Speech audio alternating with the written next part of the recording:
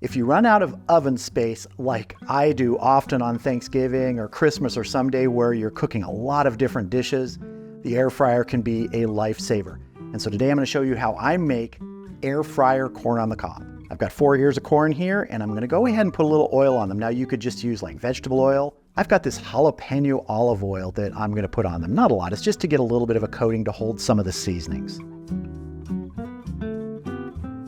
Just a nice drizzle. Let's go ahead and roll everybody around in the oil, get them coated. I'm going to hit these with a little bit of kosher salt. Just roll them around. I'm also going to hit mine with some tahini. Nice sprinkling of this all over. You don't have to do this, but this is a great flavor on corn. Kind of brings in that street corn flavor. And we'll probably sprinkle some more on these after they're done. All right, let's get these in the air fryer. So I have my air fryer set for 380 degrees and 15 minutes. We're gonna let this preheat, and it usually takes between 10 and 15 minutes to cook ears of corn like this in the air fryer. We'll check at about 10 minutes, might take a little bit longer.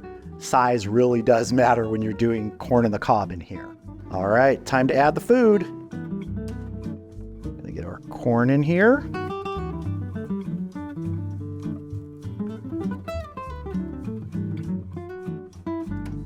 And we'll check these at the 10-minute mark. All right, we're almost to 10 minutes. Let's take a look at our corn.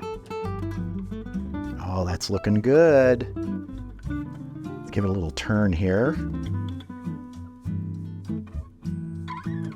And you can just poke one of the kernels or see how they're feeling. I think they need just a little bit more, so we're gonna go probably another 3 or 4 more minutes.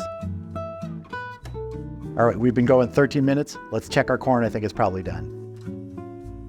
Oh, that is looking really good. Oh yeah, that is what I want. I want the corn, at least for me, to have a little bit of a bite, not be mushy. That's the way I like it. I don't like to overcook corn. So I'm gonna go ahead and plate this up so we can have a taste. All right, here's our finished corn on the cob. I'm gonna sprinkle some more tahini on here. I really like this.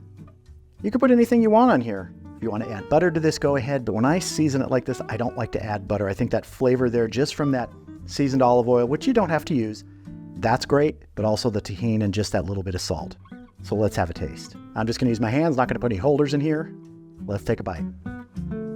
Okay, all I can say is I've cooked corn on the cob many, many ways. Doing it this way in the air fryer with some extra little special seasonings, this may be the best corn on the cob I've ever made.